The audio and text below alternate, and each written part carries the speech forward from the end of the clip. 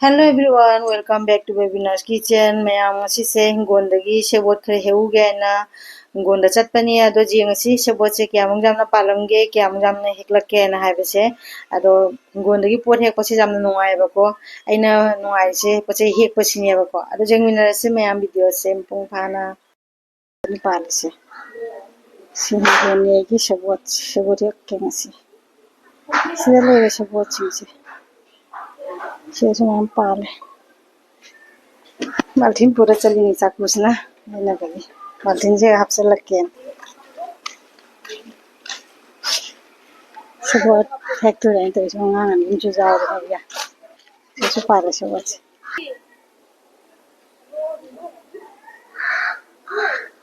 हम जा रहे सिद्धले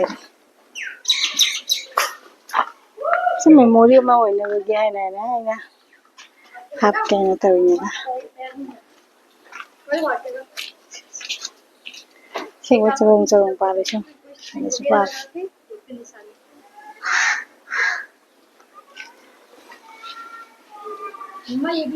ममांग सुनती हुमरी उदी हेखरे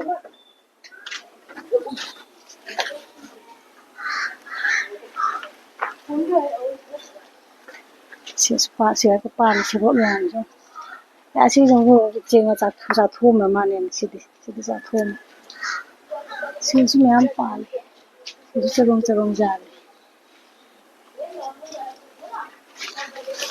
पाली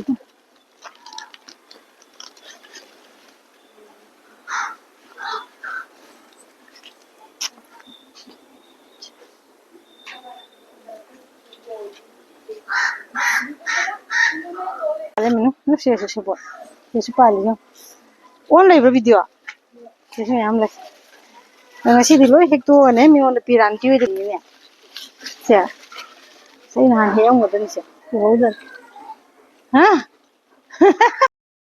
sebot numit ki hekoi ma thauta ba ko hadi nungti gi ani ahum mari sum hi ya ba ko he ga ga siga lemina ba sing de su dumena jendui ado ai numit ni gumba se makhara gumba sangdana hingon jangba sangdana ina changda bane ba adu duna sebot se jamna mu hena palame ngasi se ado chaba chada ba ko hek pa se jum pambi da isana thajara ga palaga hek pa ja sina ba ina jamna harau jari se lemingon da ka jendo ko sam harau re ba ko asma sebot se ma'am heki ga te su ma'am ma pali से पामुई ने मुनु से जाम चाउरम मिने से नौदी नौरम मिने से खोइ तक तो बगा जाओ से सु आगन हाय लो जंगे हाना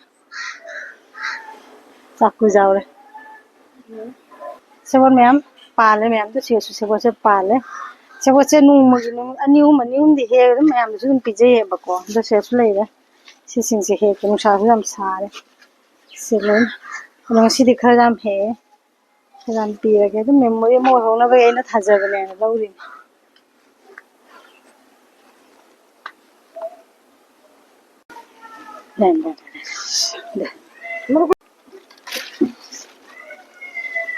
अभी आपको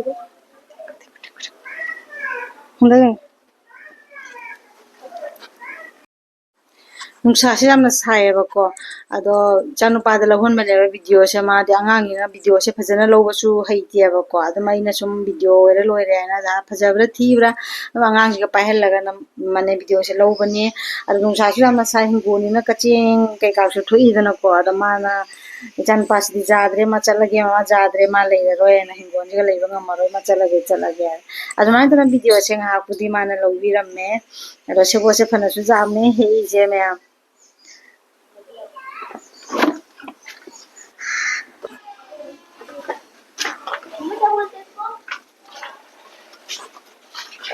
खाले सेबोना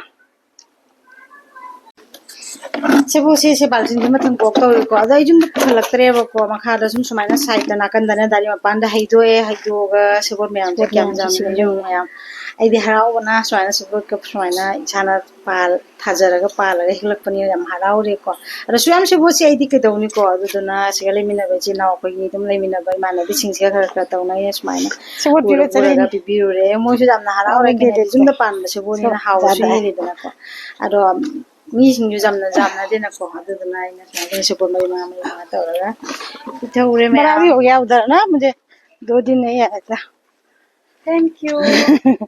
Welcome. Soil. Paalaga hektadana chaaware. Yamdin duk asim pirage. Sisi thangi.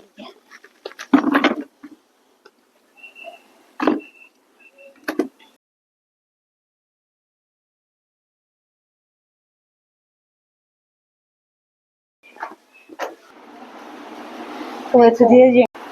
Thuga da jeng jaba. Li ban no ri ba na. Jani he. Te thamo. Thuga amane he ba. Loi bi thokra. Se.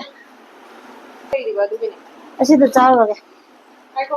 Hamara cha bhamai mung ka loina wai cha. Jamanga phamdoge. Sabot piba lakpada. Sabot piba lakpada sina. Sabot piba lakpada sina. Sabut ya thay.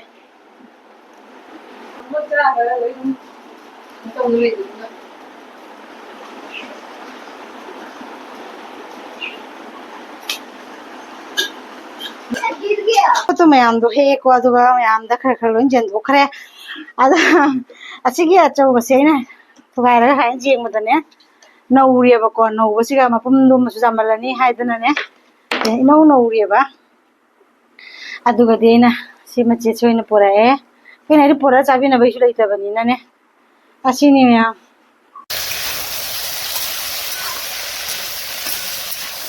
Ada sebot tu tuai raga jeng sebot tu adu tangkai duni ina alu macam hapsal laga sumain tu nang usah leng ngasi yoi na ne lunch time dene sebot kalu bang obasim su jawre mayam adu ni ngasi ki video se matang se resin jara ge jam su tholi sebot se jam su horom mayam thank you bye